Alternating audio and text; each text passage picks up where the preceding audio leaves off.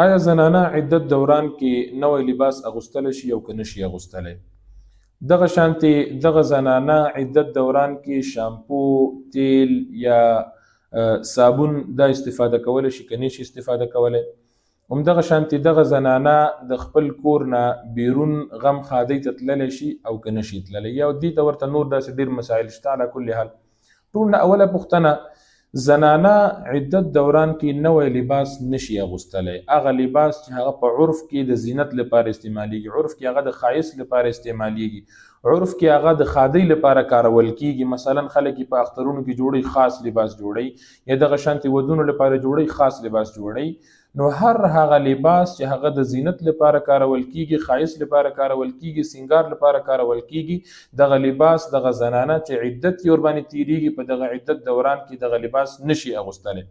همدغه شانتي علماو دا هم لیکلي دي چې هغه لباس چې دې سره مخکې نه پروت وي، لباس خو د زوړ مخکې استفاده کړی، مخکې استعمال کړی، یو ځل، دو ځل، درې ځل، څلور ځل، خو بیا هم فعلا که دغه لباس استعمالیږي نو د ښایست لپاره، د زیب و زینت لپاره چې دغه لباس دا واغوندي او دې سره د دې زیب و زینت ښکاره شي، دې سره دا سینګار شي، دغه لباس اغوستلو اجازه هم ورته نشته ده.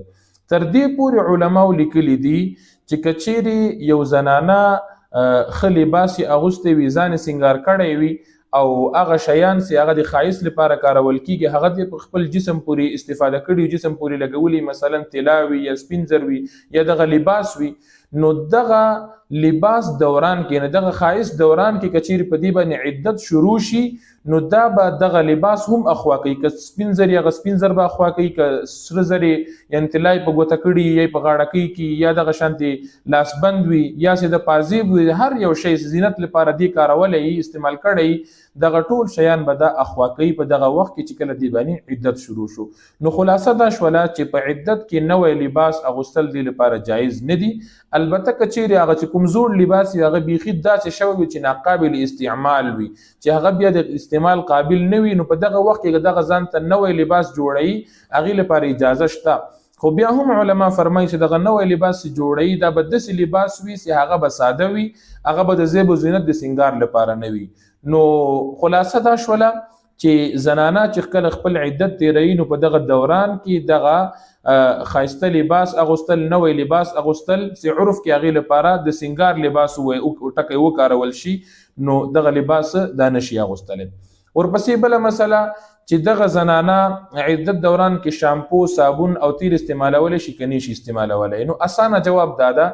چې هم تیل استعمالولی شي، هم صابون استعمالولی شي، هم دا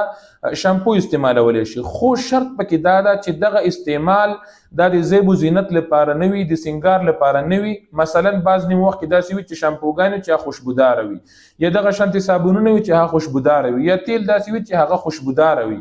او دغه شیان استفاده کول نه دغه زنانه مقصد هغه خپل ځان سینګارول، خپل ځان ښایسته کول وي، نو بیا په دغه صورت کې دې لپاره جایز نه دي. خو که چیرې فقط مطلق د نظافت لپاره، د پاکوالي لپاره دغه شیان استفاده شي نو په دې کې هیڅ حرج نشته ده. علماو پکې بیا دا هم لیکلي چې حتی الوسه کوشش دا وشي چې بغیر خوشبوداره شي، که صابون وي هغه هم بغیر د خوشبو والا وي، که شامپو وي هغه هم بغیر د خوشبو والا وي، که تیل وي هغه هم بغیر د خوشبو والا تیل وي، دغه شیان استفاده شي چې بغیر خوشبو وي. که خامخا بیا هم بغیر خوشبو والا پیدا نشي نو بیا دا کوشش وشي چې کوم یو صابون کې، کوم شامپو کې، کوم تیلو کې چې کومه خوشبو وي هغه خوشبو استفاده شي، هغه شی استفاده شي، نه داسې چې خوشبوداره شی استعمال شي. او په دغه استعمال سره په نیت کې هم دا وساتي چې دا فقط د نظافت او د پاکوالي لپاره وي، نه داسې چې د زیب و زینت او د سینګار لپاره دغه شیان استعمال کړي.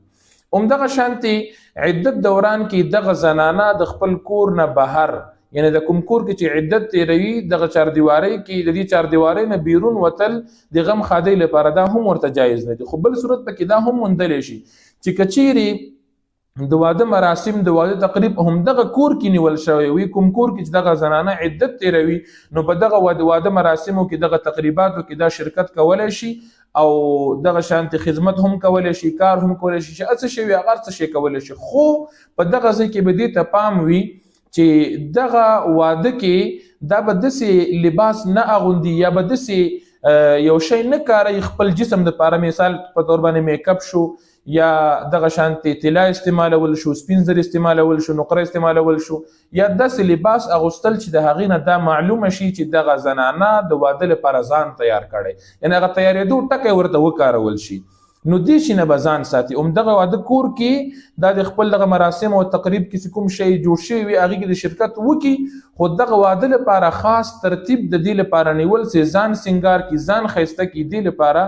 د دې شي اجازه نشته دغه زنانه لپاره. که موږ ورته چې دغه ټولې خبرې راټولې کړو نو اسانه الفاظو کې خلاصه دا جوړیږي چې هر هغه کار چې هغه د زیب و زینت پورې متعلق وي، هر هغه کار چې هغه د سنگار پورې متعلق وي، هر هغه کار چې هغه خایس پورې تړاو لري، نو دغه ټول کارونه دغه زنانه لپاره په د عدت دوران کې سیده دی لپاره جایز نه دي.